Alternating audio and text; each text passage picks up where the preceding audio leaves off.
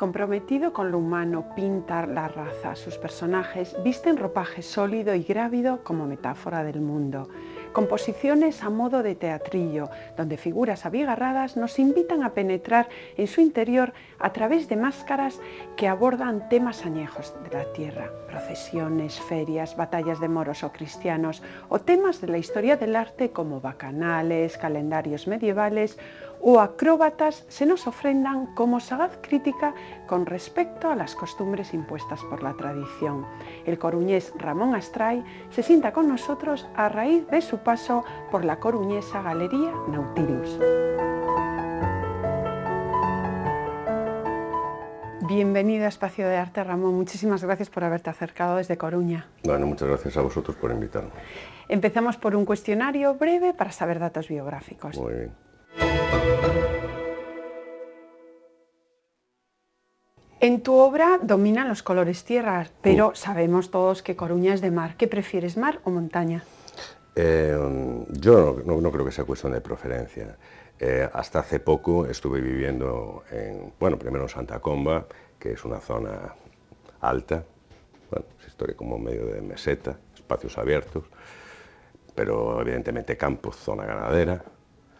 Donde toda mi vida he tenido también una casa en Loureda, que pertenece al municipio de Arteixo, es un valle, y ahora recientemente me he ido a Coruña, que es donde tengo donde tenía, cuando yo empezaba mi primer estudio. Entonces ahora lo retomé y volví a Coruña. Y realmente llevo como 5 meses con un nuevo estudio y coincide que hay también una nueva exposición. Pero yo creo que son dos cosas distintas. El mar es maravilloso. Yo suelo acercarme a menudo al Orzán por las noches, me gusta escuchar el sonido del mar. Creo que Coruña ganó un concurso que tenía el mejor sonido de las olas sonido de las olas del mar rompiendo la arena. Y la verdad que es que en cualquier sitio estoy bien. Yo me adapto enseguida, no tengo problemas. Si estoy en un sitio, pues procuro sacar lo bueno del sitio. Y si es campo, es campo, y si es mar, es mar.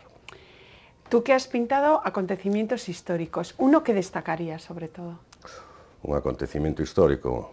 Hombre, normalmente los acontecimientos históricos, bueno, no sé, casi todos pecan de barbarie y de cosas que te impactan, ¿no? Pero, ¿qué te podría decir? Me hace mucha gracia, por ejemplo, lo de que los griegos hayan metido en Troya un caballo con todo un ejército.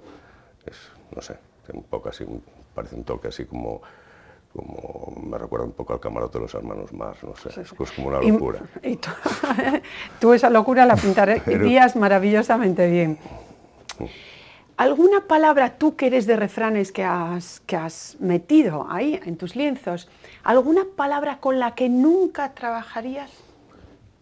Con la que nunca trabajaría, es que la palabra ya nunca, ya no me gusta, entonces ya no tiene mucho sentido la pregunta, porque yo no sé lo que voy a hacer mañana, ni siquiera a lo mejor lo que voy a hacer dentro de media hora. Pero seguro que sí que me puedes decir un refrán que te haya marcado.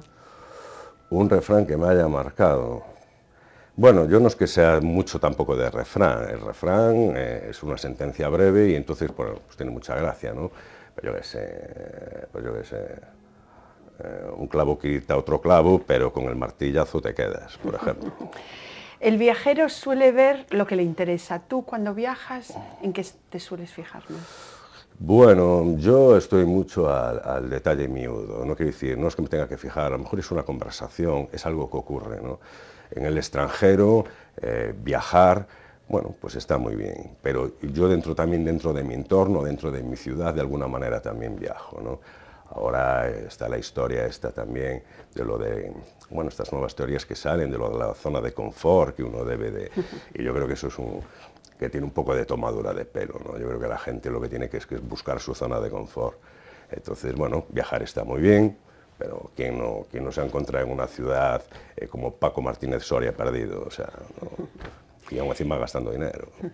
Pintor, escenógrafo, escultor, compositor, actor incluso. ¿A ti qué te queda por hacer? Pues no lo sé, porque todas las cosas estas que me estás diciendo son cosas que han surgido en un momento puntual y yo no contaba con eso. Entonces, a lo mejor si algún día me ofrecen algo y me siento valiente o fuerte para hacerlo, o creo que soy capaz, o creo que le puedo sacar un resultado óptimo, pues me meteré. Pero es que claro, en el mundo hay dos tipos de personas, los que las hacen y los que pagan por disfrutarlas.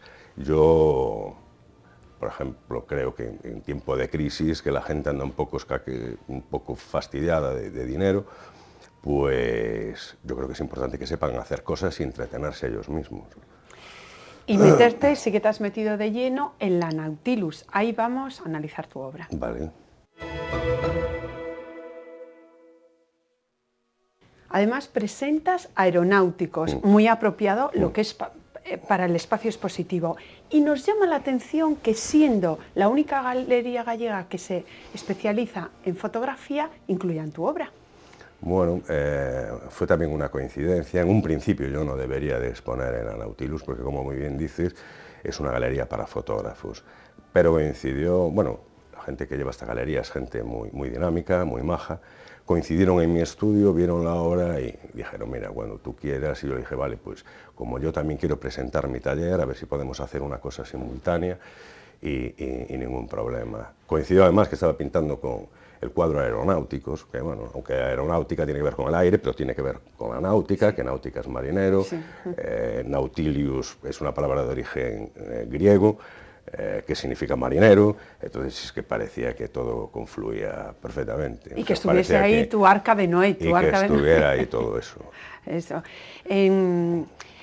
Por cierto, una inauguración que yo creo que continúa, porque sigue entrando gente, sí. Sigues habiendo conciertos de... Sí. Oye, ¿cuánta marcha? ¿Cuánto dinamismo? Bueno, yo tengo que estar muy agradecido, evidentemente, porque he tenido una respuesta muy buena y, bueno, incluso ayer pues me acerqué a la galería, a mí me gusta tocar la guitarra también, vino un amigo que es Pablo Bicho, estuvimos tocando juntos un buen rato y bueno, a la gente le das un poco de vidilla, también te la das tú a ti y bueno, está abierto que ocurra cualquier cosa. Sí, pues allí deben de ir.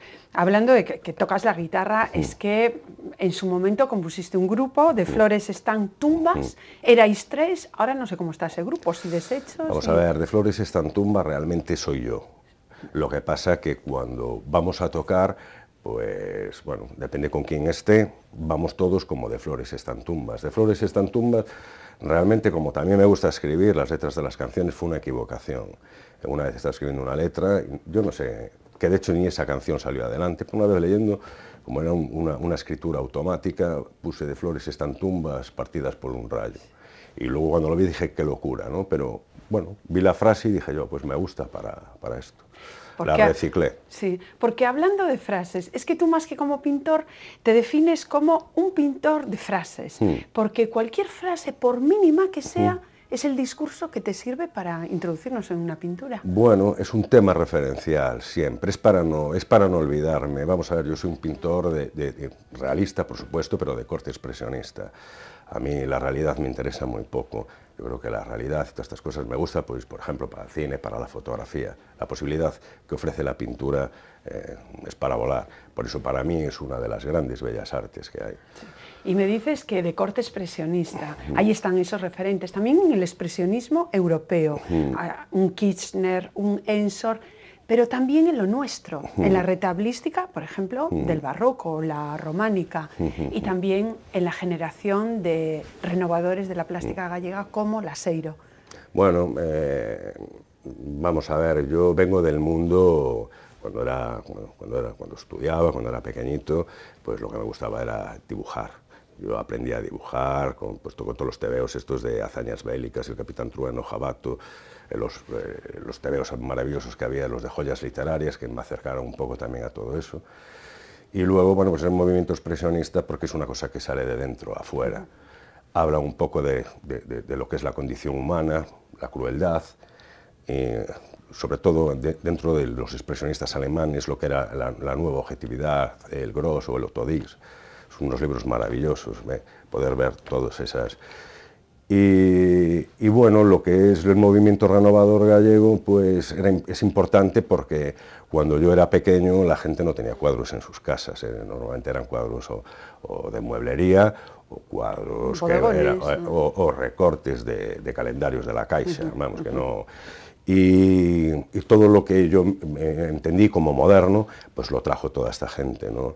Me da igual hablar de Colmeiro, que de Manuel Torres, que de Seoane, que de todo lo que conocemos, Laseiro, todo esto con un corte picasiano, con un corte moderno, con un corte, bueno, que se salía un poco de lo que había. Veníamos de la pintura de esta, la importante que teníamos era la pintura de Sotomayor, pero claro, no estaba nada refrescada, es una pintura como de corte decimonónico, ¿no? Como buena, por supuesto, pero parecía que precisamente lo que dice la palabra, que se había renovado un poco el arte, por lo menos para mí. Y entonces yo eso cuando lo veía, pues lo entendía como arte. Y lo que entiendes como un teatro es tu gran pintura, esa que es como una escenografía en una gran mascarada, e incluso a los personajes les vacías las cuencas de los ojos para que nos metamos los espectadores. Bueno, yo el lienzo lo concibo, es un espacio limitado, es como si le pusieras un teatro de títeres, ¿no? En mi caso, ¿no? Entonces yo funciono con una serie de arquetipos con la que puedo contar una historia, entonces eso todo pues lo redistribuyo, pero es que realmente es como si entrases en un escenario.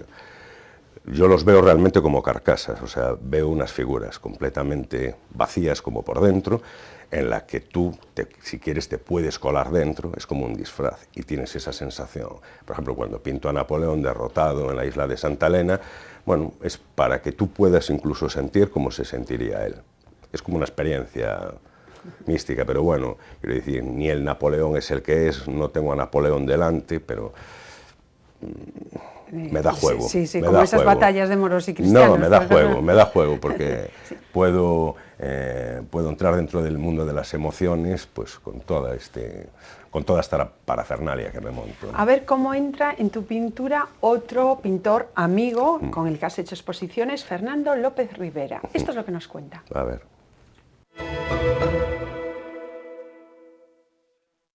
El amigo y artista Ramón Astray es un creador que podríamos decir que navega entre las profundidades y la superficie.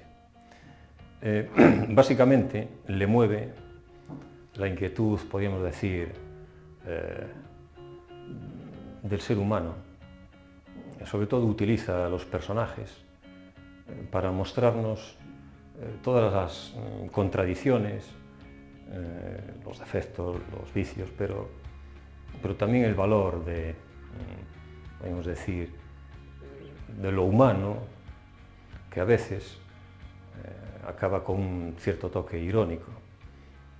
Yo realmente considero que Ramón Astray es un artista maduro, que tiene una obra consolidada y que además, estoy convencido que aún va a dar mucho más de sí, porque su tratamiento, su visión del arte, de la cultura, es personal, original, y va más allá muchas veces de los ismos acostumbrados. Y también aporta una dosis de humor que le da esa dimensión ácida y también, de paso, profundiza en los valores del pensamiento. No sé si aparentemente su creatividad cautiva de una forma más o menos, podríamos decir, solamente escénica, pero va mucho más allá de todo lo que vemos en esa superficie.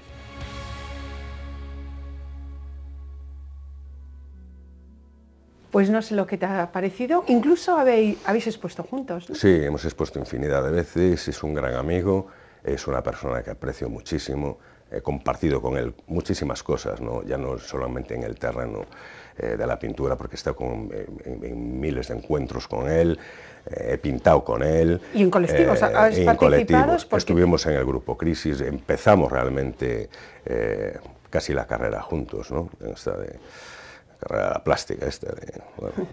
Sí. Y por tu plástica, seguimos con ella, decimos que eres un artista de sólidos, eres un artista de la tierra, como de la raza, porque pintas figuras pétreas. Ahora, eso sí, con muchos volúmenes, muchísimo movimiento, un dinamismo que se ha acentuado con el paso del tiempo. Sí, bueno, vamos a ver, cuando empecé esto, utilicé las figuras pétreas, un carácter escultórico, tiene mucho que ver también con la forma que tengo de dibujar, ¿no? Se hace grandilocuente porque mi gesto va con el hombro. Si pintara con la muñeca, pues a lo mejor haría otra cosa. Yo nunca estoy sentado, yo siempre estoy de pie, o sea, soy como más de acción porque tengo que ver la cosa, pero la tengo que ver sólida. En un principio funcionaba muy bien así porque lo que me decías antes, lo de los colores tierras, pues le da, lo que tú mismo dices, ¿no? Le da solidez, le da firmeza, le da entereza. Con el paso de los años, pues bueno, te vas soltando más y dejas volar un poco. Pero yo sí lo que tengo claro es que soy de tierra y que no soy pájaro. Quiero decir, yo necesito lo que es la madre tierra, el contacto. Y luego en la paleta, pues sí, utilizaba ocres, pero eso también tenía mucho que ver pues con que, bueno, antes el dinero que había era lo que era más un arte povera, hoy en día lo tienes todo al alcance de tu mano, pero cuando empezaba, pues no, era otra cosa. Y bueno, luego hacer colores, pues no sé, siempre hay recursos, aunque sean colores tierra, lo puedes iluminar con blanco. Si le quieres dar un poco de brillantez o refrescar la obra, utilizas azules, pero el azul y todo esto, y grises, que sí que le da un corte más serio a la obra, pero bueno, los azules son colores melancólicos, son colores que tampoco, digamos, que me gusten mucho. Pero bueno, no hay paleta, quiero decir, da igual. Se puede pintar dentro en la misma escala tonal. El problema es qué haces con los colores y cómo los repartes en el lienzo. El tema, tú puedes mezclar un naranja con un rosa y con un rojo. Aquí eso vemos no está prohibido. Una gran composición. Sí. ¿Cuántos agujeros hay en este país, si no me equivoco? Bueno, esto es una esquilmación. Sí, bueno, esa era una esquilmación del terreno que hay que reponerlo todo. Entonces, tú ya te has contestado, lo que tienen que hacer es devolver lo que tienen que devolver y punto. El paso a lo escultórico, en tu caso, resultaba fácil, con esas figuras ya tan volumétricas, tan asentadas. Sí, bueno, era fácil porque, como te dije antes, tuve que construir un arquetipo para poder desarrollar todos mis pensamientos, porque es que si no, o sea, tienes que tener las armas con que poder enfrentarte a un lienzo, porque los lienzos te los venden en blanco. O sea, el horror vacui hostia, ¿dónde me meto? Entonces tienes que tener, bueno, lo vas construyendo y con el paso del tiempo, bueno, pues va habiendo una evolución y vas afinando y vas viendo, ¿no? Y una obra muy poco programática. Por ejemplo, lo vemos en el vídeo Olé. Te vuelcas como el ritmo de la música. Con música de fondo vas escribiendo, ya no es un lienzo, es una pantalla cristalina, pero con qué sale de dentro, de aquí, del cuerpo. Bueno, esa es una experiencia, había que pintar algo en un espacio muy limitado de tiempo y bueno, ahí tienes que entrar a saco, tiene que ser acción. La huella de Picasso también se deja sentir. Bueno, para mí Picasso es el number one, por decir algo, ¿no? Ha tocado todo y esa libertad con la que se enfrentaba a las cosas, esa seguridad, también tuvo mucha suerte, quiero decir, pero bueno.